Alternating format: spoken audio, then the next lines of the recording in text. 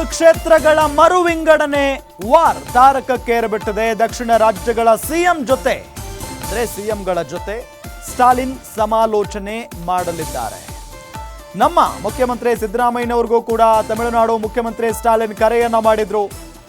ಲೋಕಸಭಾ ಕ್ಷೇತ್ರಗಳ ಮರು ವಿಂಗಡಣೆ ವಿಚಾರವಾಗಿ ಚರ್ಚೆಯನ್ನ ನಡೆಸಿದ್ದಾರೆ. ಜನಸಂಖ್ಯೆ ಆಧಾರದಲ್ಲಿ ವಿಂಗಡಿಸೋದಕ್ಕೆ ವಿರೋಧ ಇದೆ. ಇದರಿಂದ ಅಭಿವೃದ್ಧಿ ಹೊಂದಿದ ರಾಜ್ಯಗಳ ಮೇಲೆ ಪರಿಣಾಮ ಬೀರುತ್ತೆ.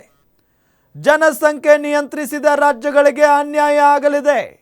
ನಾವು ಒಗ್ಗಟ್ಟಿನಿಂದ ವಿರೋಧಿಸಬೇಕಾಗಿದೆ ಅಂತ ಮಾತುಕತೆಯನ್ನ ನಡೆಸಿದ್ದಾರೆ.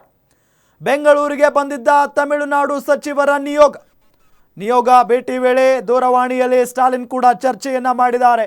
ದಕ್ಷಿಣ ಭಾರತದ ರಾಜ್ಯಗಳ ಹಿತಾಸಕ್ತಿ ರಕ್ಷಣೆಗೆ ಬೆಂಬಲವನ್ನ ಕೊಡಬೇಕು. ಸ್ಟಾಲಿನ್ಗೆ ಬೆಂಬಲವನ್ನ ಸೂಚಿಸಿದ್ದಾರೆ ಸಿಎಂ ಸಿದ್ದರಾಮಯ್ಯನವರು. ಗಮನಿಸ್ತಾ ಇದ್ದೀವಿ, ದಕ್ಷಿಣ ಭಾರತದ ರಾಜ್ಯಗಳ ಹಿತಾಸಕ್ತಿಗಾಗಿ ರಕ್ಷಣೆಗಾಗಿ ನಾವು ಬೆಂಬಲ ಕೊಡಲೇಬೇಕು ಅನ್ನೋ ನಿಟ್ಟಿನಲ್ಲಿ ನಿರ್ಧಾರ ಮಾಡಿ ಮುಖ್ಯಮಂತ್ರಿ ಸಿದ್ದರಾಮಯ್ಯನವರು ಕೂಡ ಸ್ಟಾಲಿನ್ ಅವರಿಗೆ ಬೆಂಬಲವನ್ನು ಕೊಟ್ಟಿದ್ದಾರೆ. ಈ ಸಂದರ್ಭದಲ್ಲಿ ನೋಡಿ, ಜನಸಂಖ್ಯೆ ಆಧಾರದ ಮೇಲೆ ವಿಂಗಡಿಸೋದಕ್ಕೆ, ಕ್ಷೇತ್ರಗಳ ವಿಂಗಡಿಸೋದಕ್ಕೆ ವಿರೋಧ ಇದೆ ನಮಗೆ. ಇದರಿಂದ ಅಭಿವೃದ್ಧಿ ಹೊಂದಿದ ರಾಜ್ಯಗಳ ಮೇಲೆ ಪರಿಣಾಮ ಬೀರುತ್ತೆ. ಜನಸಂಖ್ಯೆ ನಿಯಂತ್ರಿಸಿದ ರಾಜ್ಯಗಳಿಗೆ ಅನ್ಯಾಯ ಆಗುತ್ತೆ. ನಾವು ಒಗ್ಗಟ್ಟಿನಿಂದ ವಿರೋಧಿಸಬೇಕಾಗಿದೆ ಅಂತ ಹೇಳಿ ಮಾತುಕತೆ ನಡೆದಿದೆ.